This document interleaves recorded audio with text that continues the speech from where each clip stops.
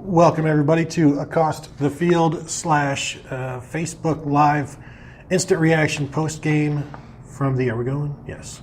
From the 49-26 Ohio State win over Indiana.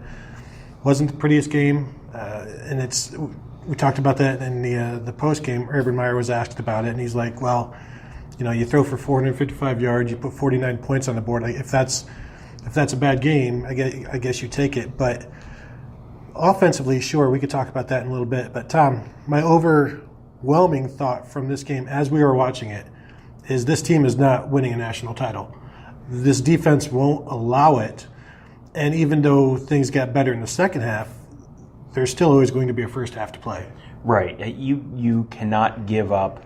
I don't remember what the halftime yardage was. It was 8.1 yards per play in the first half. 317 total yards of offense in the first half. Yeah, I mean, 8.1 yards per play against Indiana. Rutgers last week, Indiana had 5.5 yards per play. So you're 2.5 yards per play worse than Rutgers. That's like worse than bad. Yeah, and Indiana put up a total of 310 yards against Michigan State 2 weeks ago, I think in a 35-21 loss. And they were attacking all of the weak spots of the Ohio State defense. It's almost as if they had watched Ohio State play this year, and they knew exactly who to attack. How many times did we see Pete Werner and Malik Harrison split completely out wide, almost to the sideline, and they would have running backs on them or maybe a slot receiver, and then they would go right at him with a slant or something like that. So they did a really good job of attacking the linebackers, and they did a good job of attacking Jocelyn Wint in the first half. They were a well-prepared offense who had to overcome the talent differential, but when you put up 300 yards of total offense, that's not entirely credited to the offense because that also takes some bad defense. Right. I mean, this was not the first game where we've seen all of these issues. You saw them against Penn State. You saw them against TCU. You've seen them. I mean, you saw them against Oregon State. That was a month ago, and you're still seeing the same issues, the same spots. I mean, this is, you are now to the point where you have to be concerned if you're an Ohio State fan that maybe this just isn't going to get fixed this year. And if it doesn't get fixed, that puts a pretty hard ceiling on what this team can accomplish this year. Yeah, and it's almost stubbornly done if you don't try to fix something. This is maybe the third game where Ohio State has given up 300 yards of total offense in the first half and then come back and hold the team under like 100 yards in the second half.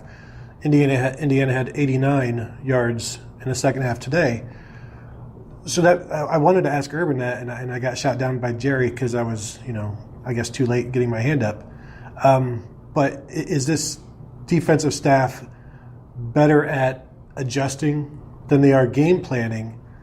And don't you need those two skill sets to be very similar in quality in order to win a national title? And they're talking, Urban's like, we're only focused on Minnesota or whatever. We're not thinking that far ahead. And they can't right now because they're not playing well enough. But if your best quality is adjusting, that's great. But if you have to do so much adjusting because your game plans are so far off, you're defeating the purpose. Right. Well, I talked to Greg Schiano after the game, and he said, someone asked him, so what kind of halftime adjustments did you make? And he said, we actually didn't really make halftime adjustments. We didn't really change anything. He said it basically comes down to the coaches. This is a very diplomatic way of saying this. It comes down to the coaches coaching the players so that they execute. That is the nicest possible way that you can say the players aren't executing. Right. So, and people said, okay, well, he said, okay, and I know what the next follow-up question is. Where are the guys not executing? And I said, I'm not going to answer that. But he also said it's been kind of consistent spots where the guys haven't been executing. So if you have watched any Ohio State football, it is probably the names you have been screaming at your television all fall. It's the same spots that have not improved. And, that has to be a concern because I think at this point you have to assume, okay, I'm sure at some point you at home have called the Ohio State coaches idiots. They are not they are not, strictly speaking, idiots. They are not. They know what they're doing. As we do the show from the coach's box. Yes, exactly. So they are not idiots. They recognize the same problems that you're recognizing at home. So the fact that they haven't made changes yet, one of the possible explanations there is not a better plan B behind the plan A's that are not executing right now. Which should be maybe the most terrifying answer, when this is all we've got. Maybe is there a positive sign in that Isaiah Pryor was out for the first half with the targeting from last week? He comes in and 89 yards of total offense. How many points did they score in the second half? 6. 6. So is this a coincidence? Is this, he did have a breakup in the end zone. So maybe there is some positive to take from there. I thought it was very interesting. Late in the first half, the final drive or two, Shaun Wade was inserted at free safety. Jordan Fuller went back to strong safety, which he played last year.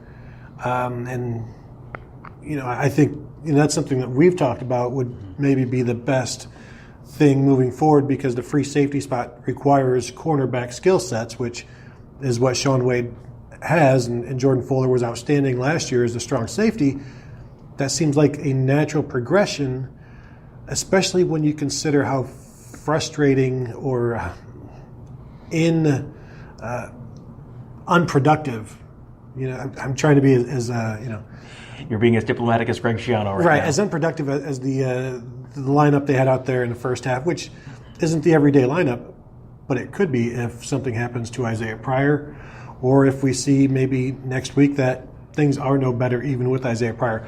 Although if they're no better next week against the Minnesota offense that is starting a true freshman walk-on, and yes, if you've got problems next week, then fire Urban Meyer, as I said in the coach's box, with no doubt microphones everywhere.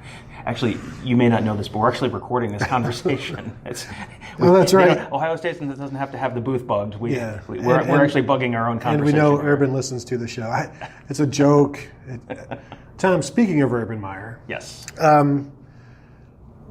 we're up in the press box, and our TV was really terrible today. It was pixelating. The cable was struggling, but at some point we see the camera. The TV is showing Urban Meyer holding his head down had to take a knee, and everybody's really concerned.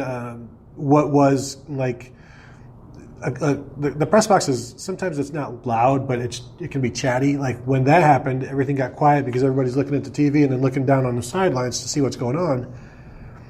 And then he's up and he seems fine, and we get word or the television report, which we couldn't hear, was that he his head collided with another assistant. But then after the game, in the post-game press conference with Urban, he said what? He said, it sounded like he said that he just had gotten a headache, as he has gotten in the past. I think his exact words were I've had headaches in the past, or something like that. Yeah. And it was, he said it, and there was no follow-up, and I thought, I must have heard that wrong. Mm-hmm. I must have misunderstood what he said, and because I thought, obviously if he really said, hey, I had a headache, there would have been some kind of a follow-up from someone, so I thought I must have misunderstood him. And then there was no follow-up, and afterwards I asked an Ohio State spokesperson, hey, did I misunderstand this? Did I hear this correctly? And he said, yeah, that is what he said, which, contradicts what was on TV. So it's a little odd, and you would, Although was it necessarily a denial that he hit his head on somebody else's head, or No, it was. That's just as an aside. I also get headaches. Yeah, it was kind of very imprecise language, which we don't have we if you're listening to the podcast, you just can't see the face Gerd just made, but he just made a face.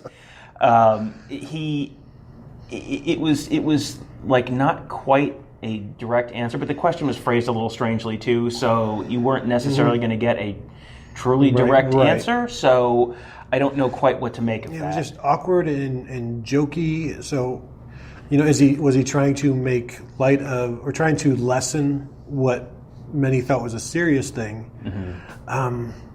But I think like I was saying before the show, I think he could have done that just by saying, yeah, I conked my head on somebody else, but I'm good now. But even leaving the press conference or after the game, he was still, like touching his head where either he collided or had, like a migraine. It's still confusing, and maybe more will be clarified on Monday. But it's like, do you go back to that well? Do you ask him like on Monday, like, Urban, can we just clarify like what exactly happened? Or maybe there's video out there now and we're just talking about something that has already been settled. It wasn't just the defense that had an issue. The running game continues to be a problem. But when you put up 600 yards of offense, like 610, I think it was 455 passing and 155 rushing, is it really a problem? And I know if you ask Urban Meyer says it's definitely a problem. I know if you ask the players, like if you need to run, or if teams finally back off and worry more about the pass, will you be able to run? And they'll say yes. But Tom, is this the first year ever that Ohio opponents have ever just tried to stop Ohio State's run? It can't possibly be that way, right? And this is the most prolific passing offense Ohio State has ever had. And yet, why is this run defense so stifling when it's no different than anything else they've faced in the past? I think you have to chalk some of it up to the offensive line at this point. I mean, I can't, like you said, this is not the first time opponents have tried to stop the Ohio State rushing attack, and it's not like they sold out to stop Kirk Herbstreit or and this passing the ball. Yeah, and this is of all the Ohio State passing attacks that you would think you would have to kind of have a balanced defense on. This is the year that you would think for sure you would have to play your safeties back, much more so than last year with J.T. Barrett, who was not going to be able to hit Johnny Dixon 50 yards downfield, and yet they can't run the ball. So, I don't know whether that's a function of the offensive line, whether that's a function of defenses no longer really having to worry about that quarterback run the way they did in previous years. But, I mean, probably realistically, it's probably a combination of those, but it's a problem. Yeah, it's definitely not having a running quarterback. They were over 100 yards in the first half. They finished with 154, so, they were even worse in the second half of what they had in the first half. Talking to the players afterwards, they all said they were tired. And it's tough to come right back from the Penn State game. So that's a real thing. Draymond Jones said, he's got a hurt foot, and I asked him, are you ready for the bye week? He's like, no, I'm ready for another game. That's just their mode. But it was clear that last week took a lot out of them. I wonder if it also took a lot out of the coaches, because this was a very first half. Even coaching wise, like Ryan Day calling the run on 3rd and 9. There were some other odd play calls from him as well, and Urban Meyer choosing the last drive of the first half, 40 seconds left on the clock, choosing just to run the ball and then go to the locker room. To me, that's kind of a cop out, and let's just go. We get the ball in the second half, sure, but you've got 40 seconds in a tight game and a quarterback who can stretch the field. And yet, that drives me crazy every time I see that. Or, not calling timeouts so that you can extend the possession or, get the ball back in the first half when you get the ball in the second half. Because that gives you, it's like a free possession. And if you don't take advantage of it, why are we here? And so that's frustrating to me as a guy who watches football and who was a very good video game coach using my timeouts properly. That was another aspect of the coaching where it just felt like, there was a letdown there as well. Am I off? No, I had the same thought. There were a few, it was coached, it was a very conservatively coached game on both sides. Indiana had some calls that were, you've been gashing this defense all day. Why on earth are you punting and then kicking a 51-yard field goal on 4th and 8, 4th and 10 in a game where very clearly this is not a game where field goals are going to win you the game.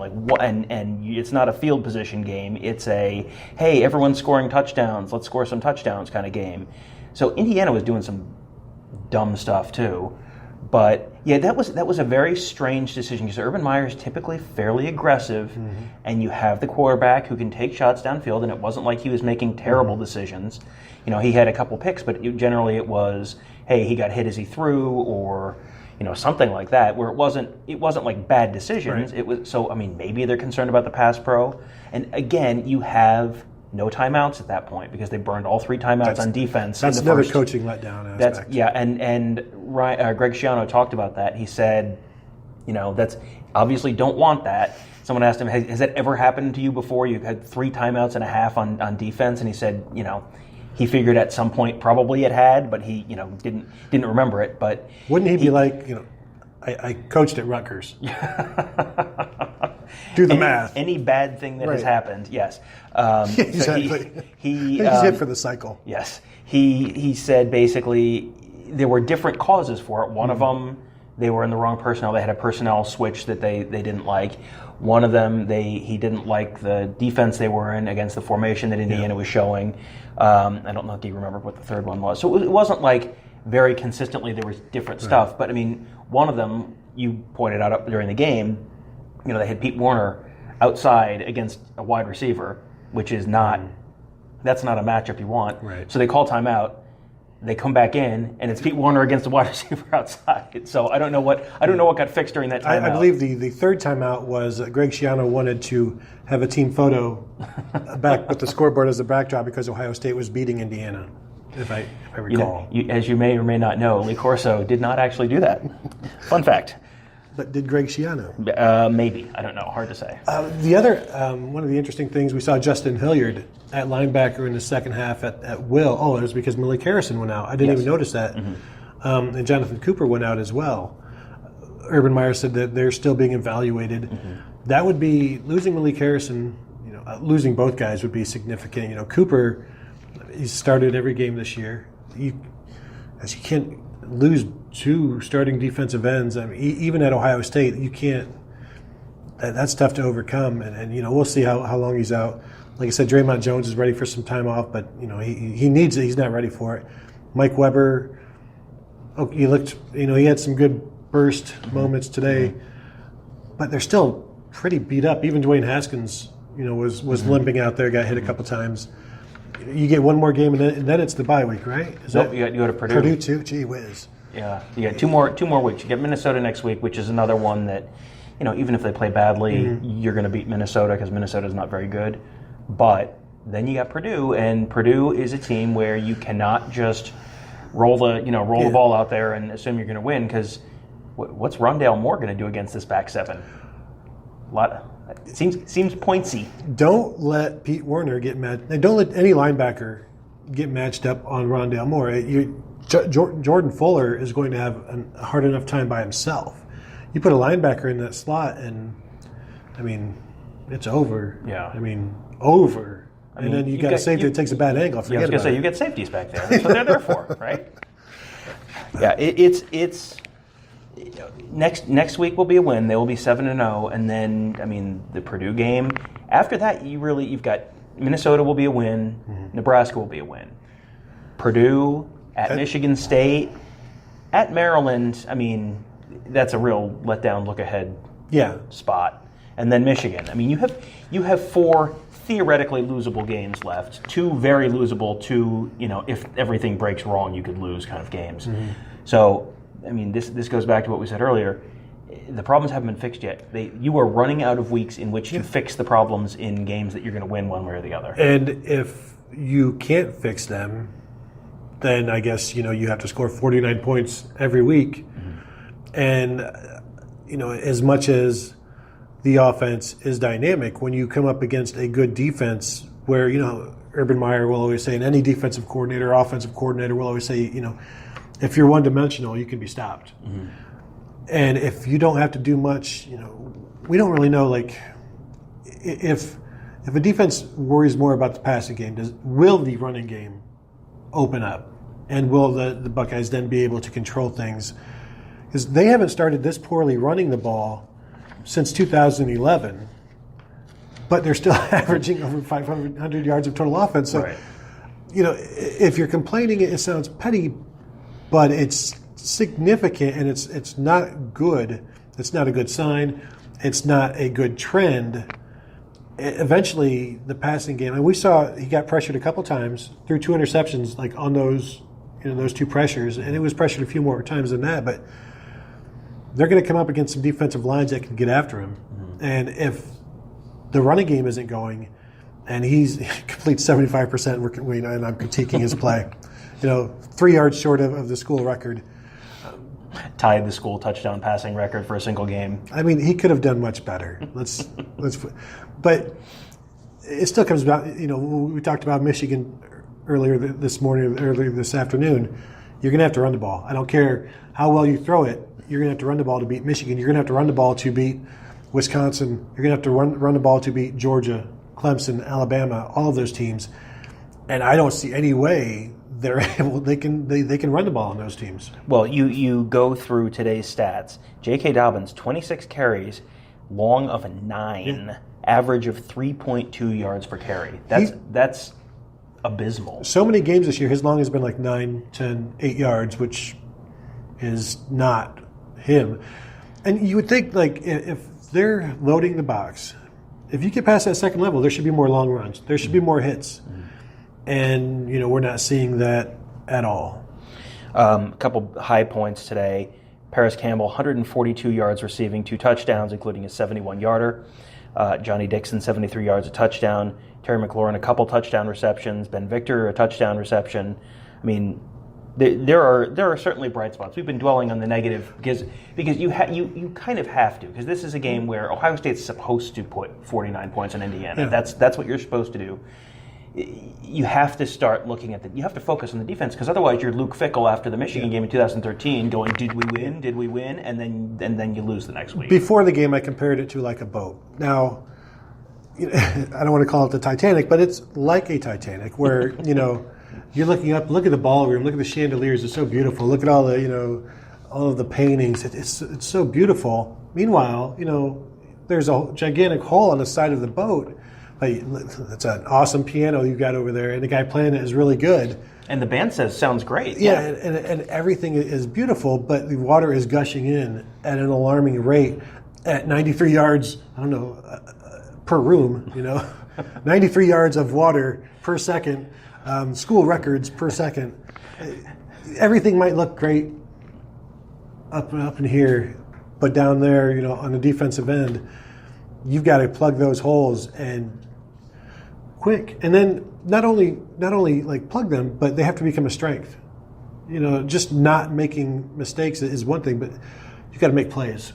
Defense, the 2014 team made plays. Darren Lee made plays, touchdowns. And, Joey Bosa made plays. He scored touchdowns.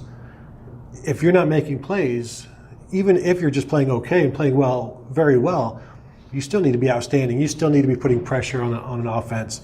You can't just, knock a pass down and make a tackle. You've got to create turnovers. And until they're, I guess it's a baby step type of thing. First plug the hole, then, then pump the water out. And then you crank that engine back up, I guess, and then you go. Yeah, it's I'm just looking at turnovers today. I think they had the 1 fumble recovery from Jordan Fuller. I think that was it. No interceptions today.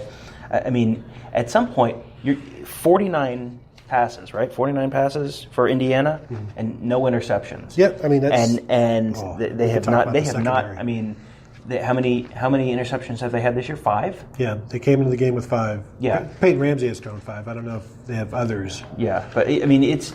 I mean, for Ohio State to just not be forcing turnovers is a problem. I mean, of all the warning signs, this isn't probably the biggest one, but as far as the defensive backfield goes, like they're not making plays. Other teams are making plays on them. That is, this is Urban Meyer's 9 unit strong thing. You don't have to have 9 A++ units to win a national championship or make the college football playoff. But you have to have, they all have to be like at least like a B+. Ohio State has a couple that are like D's right now, and getting to a C is not going to get them where they want to get. Well, The corners had a rough game today, and they may be outstanding next week. But then a week after, they could be like this again, and the consistency is also an issue. I don't know. What kind of questions do we have? Yeah, let's go through some questions since we've been chatting the whole time and hogging up the entire show. All right, so we'll go back to the beginning. Brian C says, "What's up with the running game?" Kind of covered that one. I think with the way Haskins slings it. Yeah, you guys may have asked all the questions we've talked about. David says the opposing team game plan is to throw it up and get a reception or an interference call. I mean, that's exactly right, and it's working. Yeah, I said to you that during the game, like that, if they weren't able to move the ball elseways, right? Elseways? That is definitely not a word. I'm from Northwest Ohio. But if they weren't able to move the ball in other ways, I think that's a very sound plan of attack. Throw it up, see what happens. It's sort of the opposite of, the Woody Hayes would still hold true. It's just been talking about the Ohio State defense. The defense instead, yes. Three things can happen. And two of them are bad. Yeah. And really the third thing, which is interceptions, doesn't ever happen. So it's really two things can happen. Matt says, who is our defensive back coach? Has he ever heard of the concept of playing the ball and not the man? Some of those balls were up there forever, really upset with the lack of ball hawks. Well, Taver Johnson's the cornerback coach. Mm-hmm. Greg Schiano's coaching the safeties this year. Alex Grinch coaching the safeties this year. I mean, yeah, there was a widespread call for Kerry Combs to return at some point in the first half but today. The thing is, Kerry Combs coached the same way. They're not coached to turn back for the ball unless they are even with the receiver. Although there was a time when Damon Arnett was even with the receiver and still didn't look back. The back shoulder stuff could decimate these guys. But then sometimes they don't even need the back shoulder because Damon Arnett was chasing, and Kendall Sheffield was as well. They're getting beat initially, and this was the worst game I've seen them play because I don't think they've been that bad, and I think they've been pretty good for most of the season. But I can't, if I try to, bang that gong right now, I'd look like an idiot. And I don't want to look like an idiot any more than I already do. Brad says, coaching Ohio State after a big win is part of it too. Can't get jacked up for every game. Survived and advanced. Better than the week after Penn State last year, which was the Iowa game. Although, if this was at Iowa and the defense played like it did in the first half, I mean, the offense was better than it was last year. But, the defense is, this is Indiana. This game was at home. Indiana is not as good as Iowa was. So, if this game was in Iowa City, I don't know how it would have turned out. Or if it was in West Lafayette. Yep. Next good. Matt says, didn't look good in the Penn State press conference talking about Urban Meyer. I mean, that's, he I think that we talked about that a little bit last week in the midweek show. I think people may be reading a lot into things because Urban, it's the end of the game. It's obviously a very stressful game last week and, today to a certain degree too. You're going to be tired. You're going to be emotionally exhausted. You're going to look worn out. When we see him midweek, he looks fine. Mm-hmm. He looked tired tonight, but a lot of the players looked tired tonight. Ryan Day looked tired and a little, exhausted. And Ryan Day said, coming back from Penn State last week, they got back at 5 a.m. Then he said, you're all excited, you're all jacked up after a big win. It's hard to sleep, so you don't get a good night's sleep on Sunday night. And then that just throws you off for the whole rest of the week. So there's a little bit of that probably too. I would guess that, this week, earlier game, home game, definitely going to help. So that, in terms of them kind of getting back on a normal schedule. Yeah, and if you want to see Urban Meyer look bad after a Penn State game, go back and look at the 2016 pictures of him afterwards where he's got his head in his hands because they've lost. Mm-hmm. And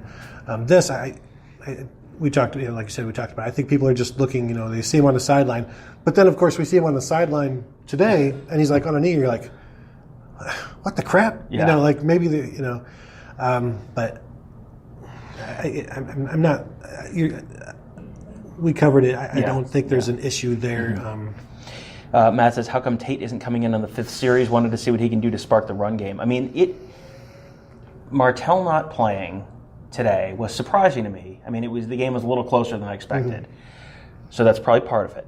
But I almost, with Martell, am to the point where I am with some of the spots on defense where it's like, why are you not subbing in? they have to be seeing something at practice that is, okay, this guy is not ready to be in a game that's a game we're concerned about losing right now. Mm-hmm. And, they certainly could have put him in the second half. And, maybe that was Dwayne is on his way to a huge day, so get Dwayne a huge day kind of thing. But I'm right there with you on that question. The run game is not working right now, so try something else and see. I do think that they may have been worried about losing him to a transfer, but if they think Dwayne Haskins is going to the NFL after this year, and I don't know that they do, but if they did have that inkling, then they would be more confident in not playing Martell because they would assume that he'll be the guy next year. So you don't have to baby him this year to keep him from going anywhere because it's his job next year to lose. But I guess we totally we'll see him in the first half, we'll see him in the second half.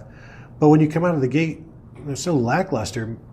Maybe that would have been the time to do it, change things up, because you've still got plenty of time. You get the ball out of the half, that gives you an extra possession almost. But I don't expect to see him in close games, and I guess this game was too close for them to. It seems odd that they just don't trust him in that way, or maybe the span from where they trust Dwayne Haskins is so far beyond where they trust Tate Martell. And maybe they trust Tate Martell just fine, but the difference is so great. Well, you haven't seen anything from Martell this year in games to make them not trust him. Yeah. Unless there's something going on at practice that we don't know about, I don't know what it would be. But just if you're into body language, while we were down on the sidelines at the end of the game, I saw Tate Martell, go up, give John big smile on his face, give Johnny Dixon a four-step handshake and fist bump that I couldn't possibly recreate in 1,000 tries. Show us, please. Yeah, it was one of these, hi, and then like Mr. Burns giving the signals at third base during the Homer at the Bat episode. Yeah. He's certainly. I'm sure you'll have people speculating that he's going to be very upset. He did not look at all upset on the sidelines towards the end of the game, so that's something you can feel good about. I remember a few weeks ago when he did play and was asked, do you want Dwayne Haskins to go pro after this year? And he just smiled and didn't say anything. Matt says Ohio State not very good at short yardage. Yep. Do you think we can get a big boy package going? Weber needs to tote the rock, no dancing. We talked about this last week. We talked about this pregame. Some kind of Weber Dobbins Wildcat kind of package.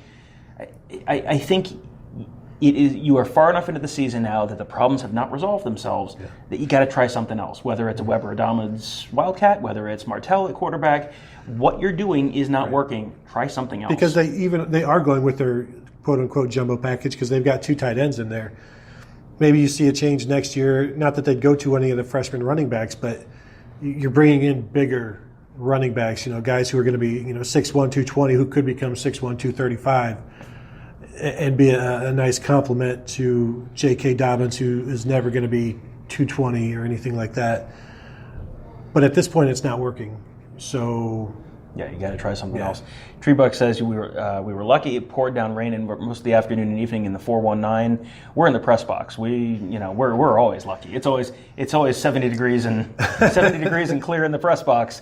Dan and Jim down on the field were lucky for sure. Yeah. Matt says was the crowd quiet the entire game? Sounded like a funeral on TV despite winning.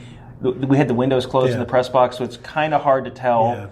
Yeah. It didn't sound loud. It was not. But last week at Penn State, I didn't think it sounded that loud, and it's just because the press box windows are closed, so it's kind of hard for us to tell. When the press box is shaking like it does at Penn State, you assume that it is also loud. Yeah. David says, can it intercept the ball if you don't know where the ball is? Yep.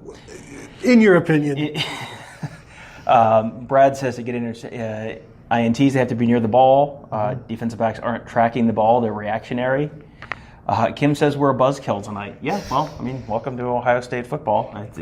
We mentioned that welcome Dwayne to Tom Haskins, and Tony on a Saturday night. We mentioned that Dwayne Haskins almost broke the school record for passing yards, but he didn't. And then also tied the school record for touchdown passes in a game, and frankly threw two interceptions. Thank you. 11 incompletions, and really very easily could have broken both of those records because at the end of the game. it would not have been hard to throw a quick little slant into the end zone, break that Art Schlichter record, break that 6 touchdowns in a game record. After the game, someone asked Ryan Day, were you guys aware of that, where he was relative to that school record? Day said he wasn't, which, I mean, you can believe that or not, but what he said is, if you go chasing that kind of stuff, if you kind of call your game chasing that kind of stuff, that can kind of come back and bite you, because you're not just focused on winning, you're not just focused on doing the best thing for the players at that point. You don't want to, I think, probably keep a guy in specifically to break a record, because that's when someone gets hurt, and then you get... I asked Johnny Dixon if he thought there would be another 400-yard passing game, and he said there would be. Well, I mean... I asked him to predict which one, but he would not. Well, if you remember, we went back, 2-3 weeks ago on Accost the Field, we talked about it, and then I said it was more likely to have 2 than 0, and you thought that was a little bit of a spicy take. Well, now 0 is a 0% chance, so now, I mean, I'm already correct, so that's fine. All right. Treebuck says penalties cause so many problems again. I mean, there were a lot of problems. Penalties were certainly one of them. I didn't look at the total penalty yardage. I'll take a look. I also liked the Isaiah Pryor breakup in the end zone, where he almost had to let up because he could have gotten another targeting call, and he was still able to break up the play, but you could see it was in his head. Yeah, 9 penalties, 82 yards for Ohio State. Last week was around 10 for 100 and some. Yeah, 10 for 105, I think, last week. So yeah, I mean. Again, this is one of these things that, like the safety play, like the linebacker play, like the running game, the penalties are, you can get away with it when you're playing Indiana, you can get away with it when you're playing Tulane and Rutgers. You are going to start getting into games where you can't get away with it. Yeah, and a lot of those penalties are the corners, and if they shore up the rest of their game, maybe that goes with it too. Matt says Sheffield, when he was beat on the slant, he opened his hips to the sideline. He was going to play for the ball, just forgot to take the slant away first. Yeah, I saw that. He went for the fade, I think. Yeah, he looked very much like he was absolutely convinced it was going to be a fade, and then the guy went inside, and he, because that was the one where I think it was a touchdown, and we said, like, was he even in the TV picture? Yeah. Like, he got beat so badly, and you had to watch the replay. It was like, oh, well, there you go. Big point. Did Urban address the penalties? Seems like every call was against the Silver Bullets. I mean, all he's ever going to say is, we need to stop it. We need to knock it off. It's not good enough. It's a problem. We talk about it during the week. Like any of the other problems that's his standard answer. Yeah. And they do talk about it during the week. So I guess that should make you feel better. Yeah. I mean, I'm not going to say who, but one of us made a Steve Payman joke up in the press box today. Urban is not going to mention Steve Payman's name, but yeah, it could have been better. Matt says Demario McCall smiley face, which I don't know if Demario McCall is making smiley faces tonight. Did he play today? I didn't see him. I don't know. Did he? I don't know if I saw him on kick returns or it was Johnny Dixon. Yeah, Johnny Dixon and KJ Hill. Maybe next week. Yeah, Johnny Dixon and the Tate Martell package. Yes.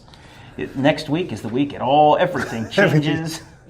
Michael Doss is coming back. It's going to be amazing. Are we any others? We are out of questions. All right, we're out of questions. We are out of time. Thank you, everyone, for watching. Thank you, as always, for listening. Make sure to check out the rest of everything over at theozone.net from this game, breakdowns, interviews, plenty of interviews from the post-game, Urban Meyer stuff, Dwayne Haskins, all of that good stuff. Check that out. And we will see you next time, Monday with some videos, and then, of course, Wednesday with the next episode of Accost the Field. So thank you all for watching and listening.